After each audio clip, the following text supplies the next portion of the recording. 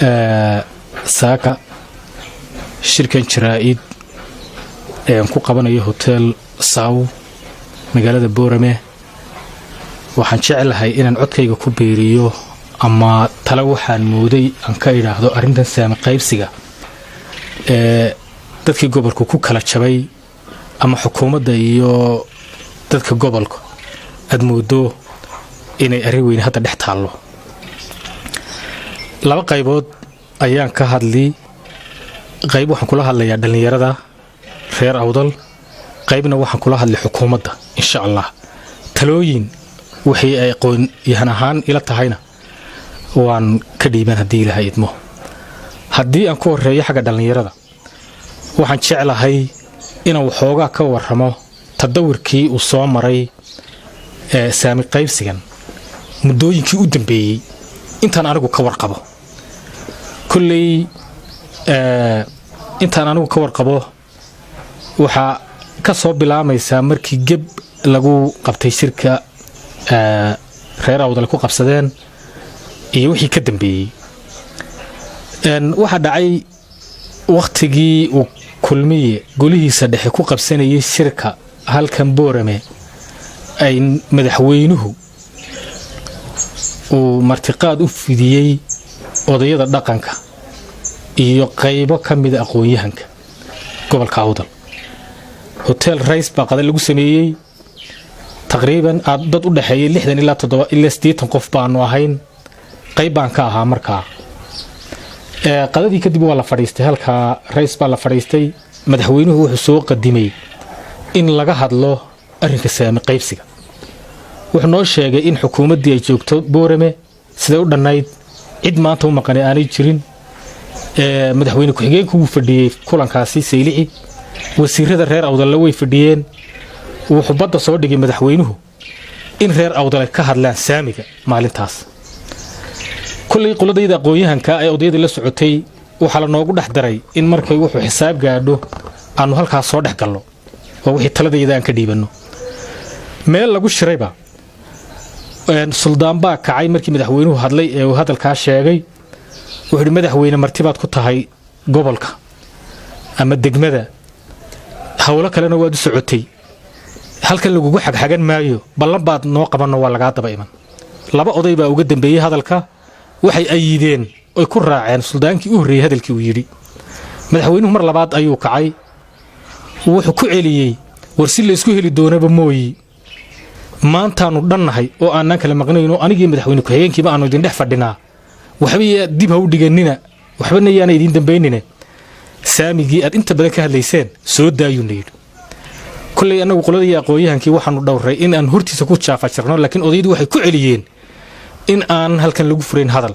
oo xagga laga daba tagi doono anigoo akhriyo wajiga madaxweynaha isagoo ka xun ayaa wuxuu yiri idinka soo qabsan ballan wana si dambe la isku arko waxay gardiidu alla diid khaladka waxaan leenahay banu qaadanaynaa wixii xukuumaddu leedahayna waa la saaraya hadii Ilaahay qadaro inta waxa ka dambeeyay wafti hogaaminaya madaxweyne ku xigeenku iyo gudoomiye ku xigeenka golaha baarlamaanka Axmed Yaasiin ayaa la soo diray waqtigii ay halkan jabhadaha Cawaale iyo jabhadii Wabar ay aad u ognaayeen say arinta wax uga qabtaan waxaad ka war haysaan in ay kulamo qabteen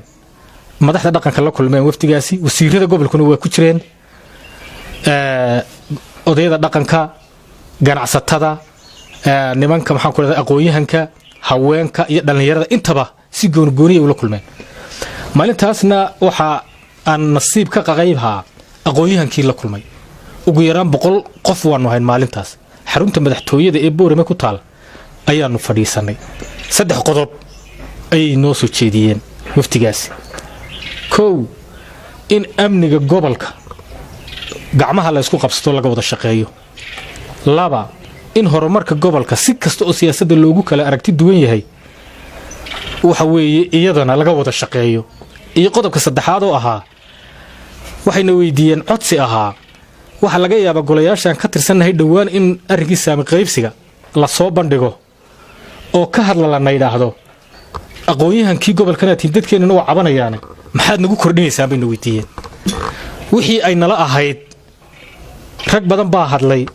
wixii ay nala ahayd halkaasaan ku hoorinay annagu haddaan aqoonyahankii nahay suuqa kaamaanaa jafa jirqine waxaan isleenahay halkay ku habboonayd ayaad arrinkay dhigteen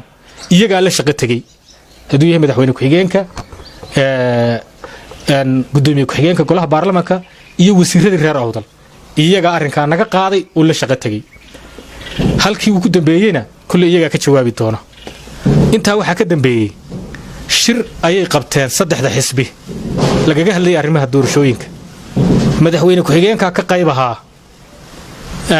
isagoo xisbiga kulmiye matalaya dee mas-uulkii ugu sarreeyay in halkan fariintayadii ka farrayna wuu ahaa kulley waxbaa ka hor yimid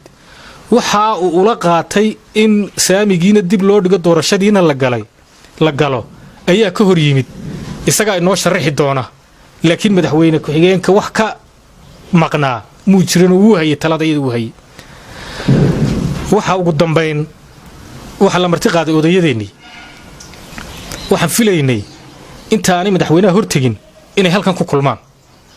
arrinta rogrogaan waxa ay ka hadlayaan iyo cidda ka hadlaysa halkan isla meel dhigaan aqoonyahanka iyo siyaasiga jooga gobolka u yeedhaan maxaad nagu biirinaysaan yidhaahdaan talo hareeraha laga joogo ay la tagaan baan filaynay waxaan ku baaraaragnayuun madaxweynaha hortiisaa la isku diiday ayuumaanu kolley dee maqalka iyagii ugu horreeyay halkaasu ka bilaamayay marka dhallinyarada reer awdal waxaan leeyahay dad qaybsan waa lagu kala qaybsamay halkaa taa u dambaysay salaadiintu way kala qaybsameen madaxweyne ku-xigeenka gudoomiye ku-xigeenka baarlamaanka iyo wasiirada inoogu jira reer awdal haddaan nahay xukuumadda ku jira waxay qabaan in doorashadii la galo idinka dhallinyarada ah iyo dad kale oo idinla soo qayb salaadiinta ka mida iyo xubnihii baarlamaankuna waxaad qabtaan in aan doorasho la gelin saamiga wax laga qabta mooyaan waxa weeye haddaynaa dheeldheelayn taladaada waxaad hubtaa marka dadku hareeraha ka joogaan inay halkeedii qabsanayso way dhicisoobaysaa waxaan markaa tale ku soo jeedinayaa arrimaha labaanu kala qaadaynaa wax waa wax qalinka madaxweynaha ku qoran kelmad baana ka odhan waxna waa wax khuseeya doorashooyinka iyo golayaasha sharci dejinta markaan aqoon-yahan ahaan annagu rogrognay golayaasha sharci dejinta sida baarlamaanka iyo guurtida sida keliya ee reer awdal wax ku helayaan waa sansas la qaado ama tirakoob waxa la yidhaha oo la galo sideen wax ugu helaynaa gobolkan nin aan aqoon u lahayn iyo nin isyeelyeelaya marka laga tago waa gobolka populationka ugu badan leh weeye Soomaaliland maroodi jeex baa la sheegaa ma qaba anigu ama way beenoobi ama way ruboobi gobolkan waxa la isweydiinayaa yaa leh bulshooyinka leh waa la yaqaanaa hadday isku habar wacdaan xilliga sansaska oy si wanaagsan isku diiwaangeliyaan number 2 bay noqonayaan number 2 ayay noqonayaan wax allaale iyo wixii kale haddii qabiil wax lagu qaybsado iyo haddii gobol wax lagu qaybiyo iyo haddii sidii 60kii lagu qaybiyo midna gobolkan ma anfacayso markay golayaasha sharci dejinta noqdaan 2 xubnood ugu badnaan 3 xubnood baa waxa kale ku kordhi laakiin markay tiro noqoto number 2 buu noqonayaa gobolkan hadday si wanaagsan la isku abaabuli waayana number 2 buu noqonayaa oo aan tiri lahayn laakiin dhalinyarada waxaan leeyahay waa inaad u istaagtaan ood u diyaar garowdaan sida aad uga shaqayn lahaydeen gobolkani inuu dadkiisu isdiiwaangeliyo meel kasta oo uu joogo oo aad number 1 ka dhigtaan si xaqa aad leedihiin dhan kastuu noqdaba bannaanka aad meel u saartaan taa intaasaan dhalinyarta leeyahay ha ku wareerinaan leeyahay imika waa idinkiibaa kala jabsan wuu idinka dhicisoobayaa goor la midaysan yahay oo meel loo wada joogo ayaa arrintaa wax laga qabanaya taasi waa qodob xagga madaxweyne maxaad adigu ka tanaasulaysaa maan leh adigu maxaad ka tanaasulaysaa haddii aad codsatay in doorashooyinkii la galo saamigiina tirakoobaad ku xidhay xukuumaddaada iyo dhaqaalaha la helaa laaxin baa ku jira mudane madaxweyne laaxin ayaa ku jira laaxinkaasi uma baahna arrin kalena uma baahna tirakoobna uma baahna adna waad og tahay inta arrimaha u faradhuudhubana siyaasiyiinta aad caqligooga u shaqaynayaan way ogyihiin mudane madaxweyne adigu maxaad ka tanaasulaysaa baan ku leehay arrinka ay ka hadlayaan dhallinyaradu horta yaan la qalloocinin markay leeyihin wasiirada hala noo kordhiyo markay leeyihiin agaasimayaasha guud hala noo kordhiyo markay leeyihiin safiirada wax lanaga siiyo markay leeyihiin dhaqaalaha waddanka si wanaagsan ha loo qaybiyo markay leeyihiin qabiil waxuma rabaan laba tusaalaan soo qaadanaya haddaan soo qaato arrinka wasiirada dee wasiirku reer uma shaqo tago gobolla uma shaqo tago tuugna maaha dadku dirsanayo oo la leeyahay xoolaha dadweynaha noo soo xad hadduu u bato wasiirka ood istaqaanaan waxaa laga yaabaa inuu siyaasadda dawladda kula socodsiiyo uu ku yar abdhayt gareeyaa laga yaabaa maxay u jeedaan markaa waxay ku leeyihiin mudane madaxweyne horumarka dalkan xaq baanu leenahay sida gobollada kale si aanu qayb uga noqonno oon horumarka dalka uga qayb qaadanno xukuumaddaada naga qaybgeli oo halka laaxinku kaga jiro ka saar bay ku leeyihin yaan loo leexin qabiil iyo arrimo kale dhallinyarada yaan la aftuubin qodobka labaad dhaqaalaha haddaan soo qaato matalan sanduuqa SDF haddaan soo qaato haddii 60 milyan lagu shubay 5 sano u dambeeyey maxay filayaan dhallinyaratan gobolka haddii gobol wax lagu qaybiyo 6 gobol loo qaybiyo 10 milyan bay filayeen haddii sidii 60kii lagu qaybiyana boqolkiiba 25 bay filayeen 15 milyan bay filayeen maxay ku filayaan lacagtan ay sheegayaan ma intay tukaan dhigtaan ayay masaariif ka dhiganayaan kama dhiganayaan dadka reer Soomaaliland baan u sheegaya dhallinyaradani waxay ka hadlayaan war hal la balance gareeyo oo goboladu si aanay u kala tagin wixii dhaqaale aan helo hal la isku miisaamay leeyahay matalan haddii gobolkan wax laga qabto kaabayaasha dhaqaalaha sida wadooyinka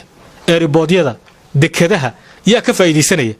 sidaynu maanta uga wada faa'iideysano berbera ama garoonka Hargeysaad ayay reer Soomaaliland iyo ummadaha kale jaarkay nala yihiba sida Djibouti iyo Ethiopia ayay uga faa'iideysan doonaan iyo dhaqaaluhu ka soo galaya iyo cashuur ka qaadi doona ma reer awdalba ka qaadi doona dawladda ka qaadi doonta haddii ay noqoto ilaha dhaqaalaha in la irmaaneeyo yay faa'iido ugu tahay ceel batrool haddii la soo saaro maanta ma reer awdalba ka faa'iideysanaya reer Soomaaliland ba ka faa'iideysanaya maxay uga jeedaan markaa waxay leeyihiin siday reer Hargeysaad oran lahaayeen ama reer Maroodi Jeex oran lahaayeen mudan madaxweyne dhaqaalaha sida loo qaybiyo dalka dib ugu noqo 5 sano u dambeeyay haddii kaaga muuqato qalqalooc kaaga muuqatana ballan qaad oo ka dhabee oo fuli oo toosi wax laga cabanayo haddii reer awdal sudbursi ay haystaana dawladdaadu ha ka jawaabto oo ha sheegto wixii dhaqaale soo galay sanad walba 5 sano u dambeeyay sidii loo qaybiyay iyo siday sudbursi u haystaan dawladdaadu ha ka jawaabto haddaanay ka jawaabayn fadlan waxa weeyi dhallinyaradu iyagu waxay masaariftaan ma rabaane waddanka la gelinayaa dhaqaalaha waddanka ka soo baxaana waddanka oo dhan buu anfacayaa iyadana yaan la qalloocin baan leh taana halkaas kaga tagaya nimanka wasiirada ah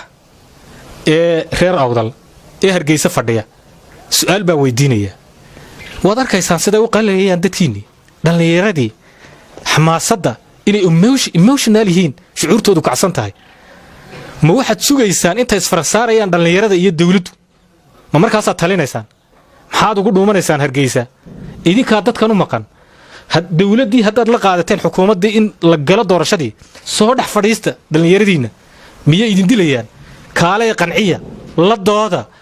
sida dantu ku jirto way ku khasban yihiin kaalay u sheegay oo soo dhex fadhiista